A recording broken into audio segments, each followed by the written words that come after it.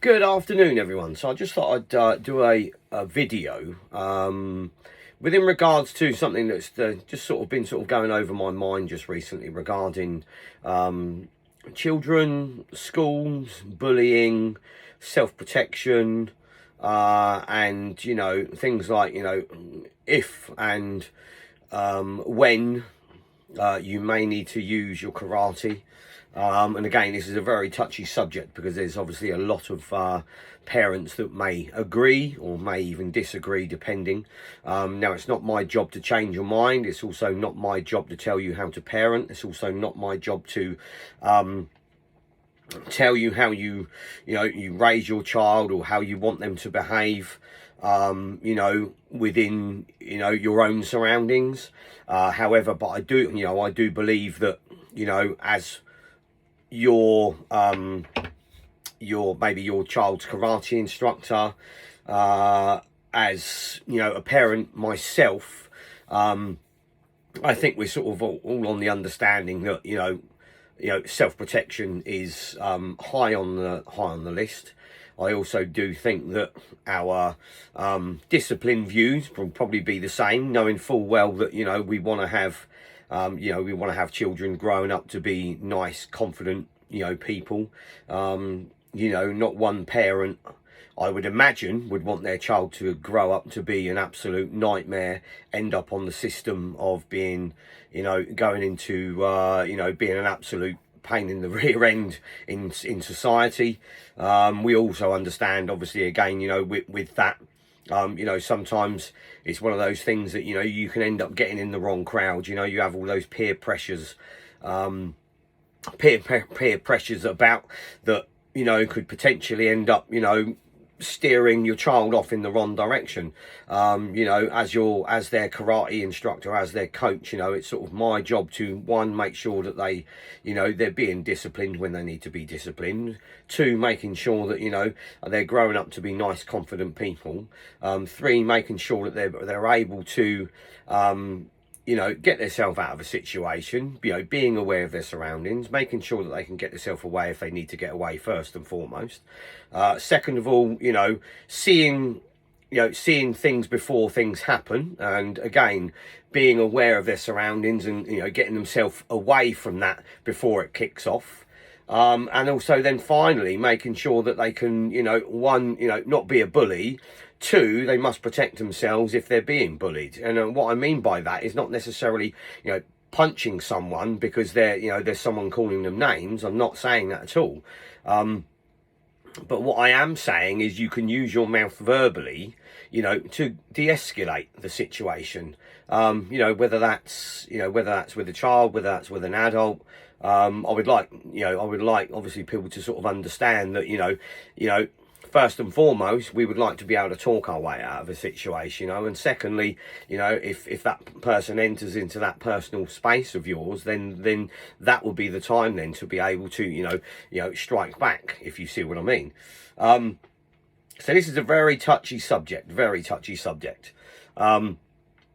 so it's like, we'll promote obviously self-protection, we'll promote self-defense for the children, we'll say that we only practice this in the dojo, we only practice this at home if you're working with your mum and your dad's with a supervised eye over them if they're practicing. We tell them not to bully, we tell them not to use it in schools, we tell them not to muck around with their brothers and sisters at home, because again, it's one of those things that you just don't know. Some children you can just bang straight on the nose, broken nose. It's one of those it's one of those things that you got to be really, really careful of. Now, I said sort of one sentence there. We teach them not to, we tell them not to use it in schools. And the majority of the people would basically turn around and say, you're absolutely right, they shouldn't be using it in school. And that's basically what we've been promoting, is they shouldn't be using it in school. So not using it in school as in, they don't use it by, being a bully. So, in school, in theory, that's their safe environment. The school should be their safe environment. It should be, they go in the morning, and obviously they see their friends and obviously all the other people in the school. They see their teachers and, all of the helpers that are in the school as well. That's their safe environment, or should be their safe environment. And again, it's one of those things, when they get out into the playground, there's all these risks, again, that, have come up. Now, back in our day, it was literally, right, you can go out into the playground. If you fell over, you'd come out, might have a plaster, this, that and the other. Things have changed now. Some of the children are not allowed to run in their playgrounds. Some children, they're not allowed to play on apparatus in the playground, just to be on the safe side. And I do think that, I do understand that, we have to have that level of safety for the children, but I also think that we have to have a little bit of, leeway for the children to be able to enjoy everything that's obviously that's available to them. Now, it's one of those things, again, so we're talking about using it in schools and self-protection. So here's a scenario. So if there was, I don't know, 6 or 7 children, they're all in a sort of they're all friends together, and they're all friends, they're all playing out in the playground. One of them might be sort of mucking around, playing about. It might be the fact that one of them gives them a little jab, just as a muck around. Do they use their karate? No, they shouldn't be using their karate, and that's not what we promote. We do not promote that they use that obviously within the school. So let's have another scenario. So, with that there, it might be the fact that we're using our karate in a way that, let's say, for instance, there is a very aggressive, person within the school. It might be a student, it might be, I don't know, whatever. So if we go down the lines of it being a student, okay. So let's say, for instance, there's a gang member, all right? So there's the head of the gang, okay? So this is the scenario. You've got the head of the gang, he's made up maybe a little game or something like that. It's one of those things of, right, we're going to come in and we're going to punch the hell out of you, but you're not allowed to say anything to anybody, or whatever, Would I then turn around and say, are they allowed to defend themselves? In that scenario, I would say yes, absolutely. If you say worst case scenario, right? Worst case scenario, the head of that gang decided that, he was going to start punching and kicking and, and pushing a particular child or whatever it is. And they fell over and they smashed their head on the concrete or on apparatus or whatever it is. And worst case scenario, that child died. However, I turned around and said you weren't allowed to, fight back. You weren't allowed to defend yourself. How the hell would that make me feel? That would really make me feel sick to the core. Sick to the core because of that. So in some respects, I would say, yes, absolutely. You're damn right. You should be able to protect yourself if you're in the school as a student. I'm not promoting that everybody goes in and starts punching and kicking each other. And we say that to the students. We're very particular about that. However, I do think if there is a certain risk that there's a risk to your child or a risk to a child that is going to get beaten up or they're going to get punched or a broken face, a broken nose, they trip, they fall, and the worst case, if you think of that worst case scenario of that child falling over, breaking an arm, breaking a leg, having brain damage by falling over and cracking their head on something, then would you then turn around and say, yes, I would want my child to fight back? It's a really touchy subject. And I know for a fact that, my sort of expectations now have maybe slightly changed, where I've sort of turned around and said, you shouldn't be using this in school. No, you shouldn't be using this in school. Absolutely, you should not. Because in theory, that should be your safe place. In theory, you should all be friends. But we also know that life is not like that sometimes. Life can be very horrible. We know that there are bullies available, bullies around, within schools and stuff like that. And no, you don't want to have, full-blown fights and stuff like that in the playground. Nobody wants that.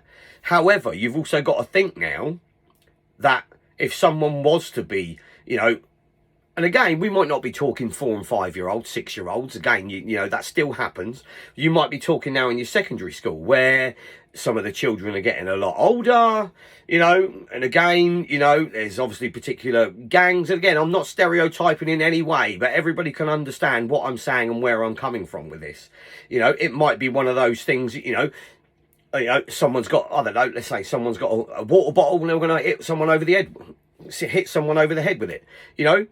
You know, would I turn around and say, no, you shouldn't use your karate in school? But what happens if I want to block that and follow up and, you know, take the person out? You're damn right I want to be able to protect themselves. So this is, like I say, this is a very touchy subject because, you know, just recently we've had a few things that have sort of cropped up and come up, and it sort of made me really think about, you know, how I word things and how I sort of present certain things to obviously our students now, you know, and that's the reason why I've done that you know, that scenario of worst case scenario, that child fell over, that child hit their head, that child ended up with brain damage, and not only that, it could be a fatality if you think about it.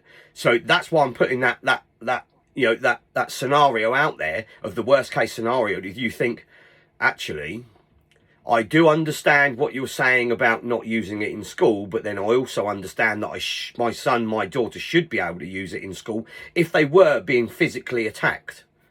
So that's why I've decided to do this video today. So, and I hope you sort of guys can understand. And again, some of you guys might have different opinions. Some of you guys might be thinking, well, what if this or what if that?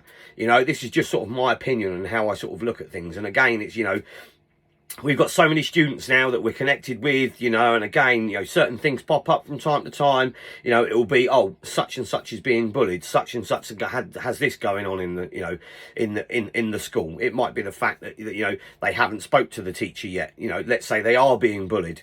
You know, let's say they've been, verbally bullied. Yeah. Oh, you know, you're fat. You know, the obvious one. You're fat. You know, you're this, you're that. You know. First of all, make sure to go and tell a teacher, you know, and it's one of them things, if you try and de-escalate that, de-escalate that thing of, yeah, well, I know, thank you very much, but I can't change, you know, I can't change me, you know, you're always going to be ugly. Do you see what it's just one of those things, you know, coming back with some smart words, you know, but it's a real tough one. Like I say, it's a real touchy subject.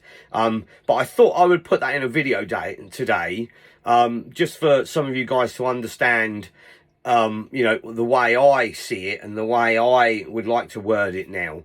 You know, it'd be great for you guys now to, you know, sort of maybe, I don't know, chuck a few things back at me and go, well, what about this or what about that?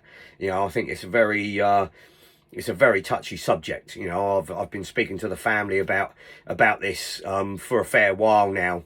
I've spoken to Jess now. Again, you know, Jess has been, you know, she's been doing a university degree on psychology and you know, the way people think and why people do things the way that they do. So this is, you know, this is a way that I've been speaking, you know, with Jess just to sort of get her opinion on certain things. And, you know, I feel that this is the way that I've needed to word this today. So, but anyway, sorry, it's a long video again, but, you know, I hope you guys do understand, obviously, where I'm coming from. Anyway, thanks very much, guys. Speak soon. Cheers. Bye-bye.